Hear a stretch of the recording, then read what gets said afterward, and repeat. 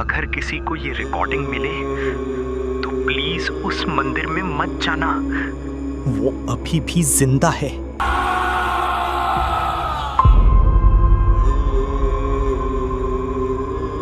तीन दिन पहले रांची पुलिस को जंगल के अंदर एक टूटा हुआ मोबाइल मिला। उस मोबाइल में सिर्फ एक वीडियो रिकॉर्डिंग थी और उस रिकॉर्डिंग के आखिरी 17 सेकंड देखकर 4 पुलिस वालों ने नौकरी छोड़ दी, क्योंकि वीडियो के आखिरी फ्रेम में एक चीज दिखाई दी थी जो इंसान नहीं थी। मेरा नाम रोहन अवस्थी है और जो मैं बताने जा रहा हूं वो कोई कहानी नहीं है। ये सब मेरे साथ हुआ था। उस रात मैं बाइक से देवगढ़ जा रहा था। रात के करीब 12 बज रहे थे। बारिश लगातार पड़ रही थी। सड़क पूरी सुनसान थी और जंगल इतना घना कि हेडलाइट की रोशनी भी अंदर नहीं जा रही थी। तभी मुझे सड़क के बीच एक छोटी लड़की खड़ी दिखाई दी। सफेद फ्रॉक, नंगे पैर, सिर नीचे झुका हुआ। मैंने तुरंत ब्रेक मारा, लेकिन जैसे ही बाइक रुकी वो लड़की गायब हो गई। मेरे हाथ कांपने लगे। मैंने चारों तरफ देखा, कोई नहीं था। तभी मेरे हेलमेट के बिल्कुल पास किसी ने फुसफुसाया, रोहन। मैं डर कर पलटा, लेकिन पीछे सिर्फ अंधेरा था। और तभी मेरी बाइक अपने आप बंद हो गई। ना बारिश, ना हवा, ना झींगुर, बस दूर कहीं घंटी की आवाज। मैंने ऊपर देखा। दूर पहाड़ी पर एक मंदिर दिखाई दे रहा था। उसके अंदर नीली रोशनी जल रही थी और मुझे नहीं पता क्यों, लेकिन ऐसा लग रहा था जैसे कोई मुझे वहां बुला रहा हो। मैंने बाइक वहीं छोड़ी और पहाड़ी की तरफ चलने लगा। जितना ऊपर चढ़ता, दिल उतना तेज धड़कता। अचानक मेरे पीछे पैरों की आवाज आने लगी, जैसे कोई नंगे पैर मेरे पीछे चल रहा हो। मैंने चलना तेज किया, लेकिन वो आवाज भी तेज हो गई। मैं डर कर पलटा और मेरी सांस रुक गई। वही छोटी लड़की सिर्फ 10 कदम पीछे खड़ी थी, लेकिन इस बार उसका चेहरा दिखाई दे रहा था। उसकी आंखें नहीं थीं, सिर्फ काले गड्ढे, और उसके होंठ असामान्य तरीके से कटे हुए थे। वो धीरे धीरे मुस्कुराई। माँ तुम्हारा इंतजार कर रही हैं। अचानक वो पूरी स्पीड से मेरी तरफ दौड़ी। मैं चीख पड़ा और उसी पल मंदिर की सारी घंटियां एक साथ बजने लगीं। जैसे ही अंदर घुसा, दरवाजा अपने आप बंद हो गया। अंदर बहुत ठंड थी। हवा में सड़ी हुई बदबू फैली हुई थी। दीवारों पर खून से बने हाथों के निशान थे और मंदिर के बीचों बीच एक विशाल काली मूर्ति रखी थी। उसकी आंखें लाल थीं और ऐसा लग रहा था जैसे वो सांस ले रही हो। तभी अंधेरे से एक आवाज आई, तुम आखिर आ ही गए। मैं डर कर पीछे हट गया। अंधेरे से एक बूढ़ा आदमी बाहर आया। लंबे सफेद बाल, गले में रुद्राक्ष, और उसकी आंखें पूरी नीली थीं। वो मुस्कुराया। मैं महंत कालीनाथ हूं। उसने मुझे बैठाया, फिर खाने के लिए रोटी दी। मैं बहुत भूखा था, लेकिन जैसे ही मैंने रोटी उठाई, मेरे हाथ कांप गए। रोटी पर ताजा खून लगा हुआ था। मैंने डरकर रोटी नीचे गिरा दी। महंत हंसने लगा, लेकिन उसकी हंसी इंसानों जैसी नहीं थी। तभी ऊपर से किसी औरत के चीखने की आवाज आई, बहुत दर्द भरी चीख। मैं जम गया। मैंने कांपते हुए पूछा, ऊपर कौन है? महंत कुछ सेकंड चुप रहा, फिर मुस्कुराया। जो ऊपर गया वो कभी वापस नहीं आया।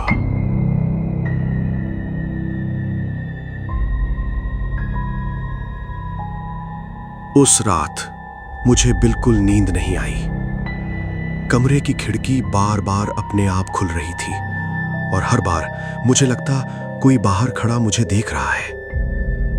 करीब रात के 3 बजे अचानक मेरी आंख खुली। दरवाजा खुला हुआ था, जबकि मैंने उसे बंद किया था। और तभी मुझे ऊपर से घुंघरुओं की आवाज सुनाई दी।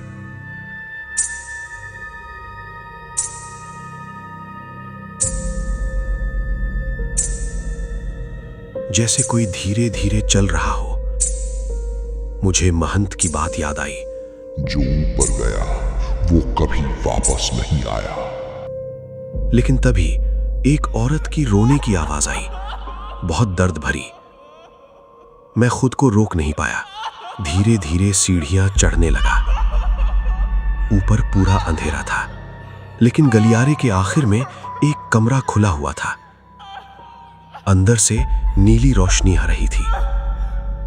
मैं धीरे धीरे अंदर गया और अगले ही पल मेरी चीख निकल गई। कमरे की दीवारों पर औरतों की खाल टंगी हुई थी।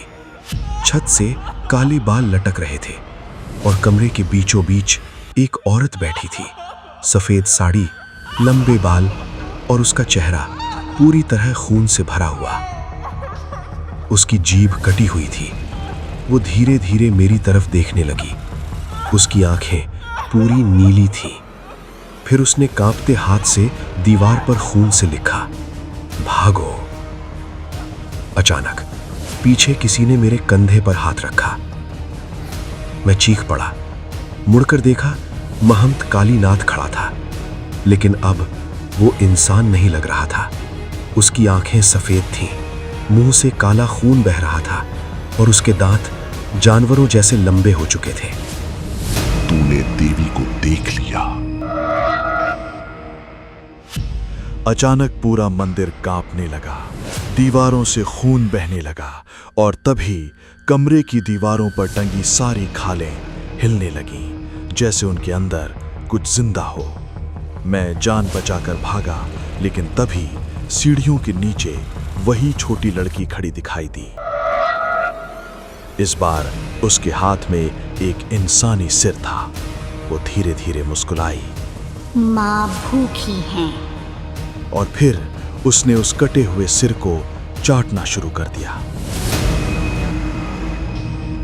मैं किसी तरह मंदिर से भागकर नीचे पहुंचा, लेकिन नीचे पहुंचते ही मेरी सांस रुक गई। पहाड़ी के नीचे एक पूरा गांव था, लेकिन वहां कोई आवाज नहीं थी। न इंसान, न कुत्ते, न हवा, सिर्फ सन्नाटा। मैं धीरे धीरे एक घर के पास गया। दरवाजा खुला हुआ था। अंदर एक परिवार बैठा था। सब लोग बिल्कुल शांत, जैसे मेरी तरफ देख रहे हो। मैंने डरते हुए कहा, हेलो, मुझे मदद चाहिए। लेकिन किसी ने जवाब नहीं दिया। तभी एक छोटी बच्ची धीरे धीरे मेरी तरफ मुड़ी और मेरी चीख निकल गई। उसकी आंखें नहीं थीं, सिर्फ काले गड्ढे। अचानक पूरा परिवार एक साथ मेरी तरफ देखने लगा और फिर सभी मुस्कुराने लगे। तुम देर से आए। तभी उन सब के मुंह से काला खून निकलने लगा और अगले ही पल उनकी गर्दनें टूटकर उल्टी घूम गईं। मैं जान बचाकर बाहर भागा, लेकिन बाहर पूरा गांव अब मुझे देख रहा था। हर घर के दरवाजे पर लोग खड़े थे। सभी की आंखें पूरी नीली थीं और तभी मुझे एहसास हुआ, वो लोग जिंदा नहीं थे। पूरा गांव मुझे घूर रहा था। हर घर के सामने लोग खड़े थे, लेकिन वो इंसान नहीं थे। उनकी आंखें पूरी नीली थीं और उनके चेहरों पर एक जैसी मुस्कान थी, जैसे उन्हें मेरे आने का इंतजार था। मैं धीरे धीरे पीछे हटने लगा, लेकिन तभी सारे गांव वालों ने एक साथ बोलना शुरू किया, देवी जाग चुकी है। उनकी आवाज इंसानों जैसी नहीं थी, जैसे सैकड़ों लोग एक साथ बोल रहे हों। मेरे शरीर में सिहरन दौड़ गई और तभी गांव के बीच बना पुराना कुआं अपने आप हिलने लगा। उस कुएं के अंदर से नीली रोशनी निकल रही थी। तभी भीड़ में से वही औरत बाहर आई। सफेद साड़ी, कटी हुई जीभ, नीली आंखें। वो धीरे धीरे मेरी तरफ आई। बाकी सारे गांव वाले उससे डरकर पीछे हट गए। उसने कांपते हाथ से कुएं की तरफ इशारा किया और उसी पल उसकी आवाज मेरे दिमाग में गूंजी। सच नीचे छिपा है। मैं कांपती आवाज में बोला, तुम कौन हो? कुछ सेकंड तक सन्नाटा रहा। फिर उसने अपने सीने पर हाथ रखा और मेरे दिमाग में एक नाम गूंजा, माधवी। अचानक मेरे सामने पुराने दृश्य दिखाई देने लगे। 70 साल पहले यही गांव लोगों से भरा हुआ था। बच्चे खेल रहे थे, औरतें हंस रही थीं, मंदिर में पूजा हो रही थी। और उसी मंदिर में एक जवान तांत्रिक आया, महंत कालीनाथ। शुरुआत में लोग उसे भगवान का आदमी समझते थे। वो बीमार लोगों को ठीक करता, भविष्य बताता और गांव वालों की मदद करता। लेकिन धीरे धीरे गांव में लोग गायब होने लगे। पहले जानवर, फिर बच्चे, फिर जवान लड़कियां, और हर बार मंदिर की घंटियां रात में बजती थीं। लेकिन कोई भी रात में मंदिर जाने की हिम्मत नहीं करता था। तभी एक रात माधवी ने सच्चाई देख ली। वो चुपके से मंदिर के अंदर गई और जो उसने देखा उससे उसकी चीख निकल गई। मंदिर के नीचे एक गुप्त तहखाना था जहां इंसानों की बलि दी जाती थी। दीवारों पर खून था, हड्डियां थी और बीच में एक काला दरवाजा।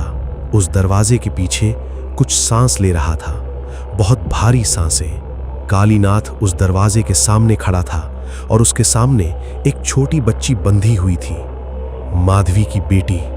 माधवी चीखते हुए उसकी तरफ भागी, लेकिन तभी कालीनाथ ने उसका गला पकड़ लिया। तूने वो देख लिया जो किसी इंसान को नहीं देखना चाहिए था। फिर उसने चाकू निकाला और माधवी की जीभ काट दी। माधवी दर्द से तड़पने लगी, लेकिन कालीनाथ हंस रहा था। फिर उसने बच्ची को उठाया और काले दरवाजे के सामने मंत्र पढ़ने लगा। अचानक दरवाजा धीरे धीरे खुलने लगा। अंदर से 2 विशाल नीली आंखें खुली और फिर एक विशाल काला हाथ बाहर आया। उसकी उंगलियां इंसानों जैसी नहीं थीं। लंबे पंजे, सड़ा हुआ मांस और नाखून जैसे तलवारें। माधवी दर्द से चीख रही थी, लेकिन कालीनाथ हंस रहा था। आज देवी पूरी तरह जागेंगी। और अगले ही पल उसने उस बच्ची की बलि दे दी। पूरा गांव कांपने लगा, आसमान काला हो गया और उसी पल वो शैतानी शक्ति जाग गई। मैं डर के मारे पीछे हट गया। अब मुझे सब समझ आ चुका था। माधवी मुझे सच दिखाना चाहती थी। तभी अचानक पूरे गांव के लोग एक साथ मेरी तरफ मुड़े और फिर सभी ने एक साथ कहा, अब अगली बलि तुम्हारी है। मेरी सांस रुक गई और अगले ही पल सारे गांव वाले मेरी तरफ दौड़ पड़े। उनकी चाल इंसानों जैसी नहीं थी। उनकी गर्दनें उल्टी घूम चुकी थीं, हाथ लंबे हो गए थे और उनके मुंह से काला खून बह रहा था। मैं जान बचाकर कुएं की तरफ भागा, लेकिन तभी पीछे से महंत कालीनाथ की आवाज गूंजी, भागने से कुछ नहीं होगा रोहन। मैंने पीछे देखा और मेरी चीख निकल गई। महंत अब इंसान नहीं रहा था। उसका शरीर आधा जल चुका था, हड्डियां बाहर निकल चुकी थीं और उसकी आंखों से नीली आग निकल रही थी। वो धीरे धीरे मुस्कुराया। देवी तुम्हारा इंतजार कर रही है। और तभी कुएं के अंदर से कुछ बाहर आने लगा। धीरे धीरे, बहुत धीरे। पहले एक विशाल काला हाथ दिखाई दिया, फिर लंबे नुकीले पंजे और फिर 2 विशाल नीली आंखें। मेरे शरीर का खून जम गया। वो चीज इंसान नहीं थी। उसका शरीर काले धुएं जैसा था, चेहरा आधा औरत जैसा आधा जानवर जैसा, और उसका मुंह इतना बड़ा था कि पूरा इंसान निगल जाए। उसकी सांसों से सड़ी हुई लाशों की बदबू आ रही थी। तभी पूरे गांव के लोग एक साथ जमीन पर घुटनों के बल बैठ गए और एक साथ बोलने लगे, देवी जाग चुकी है।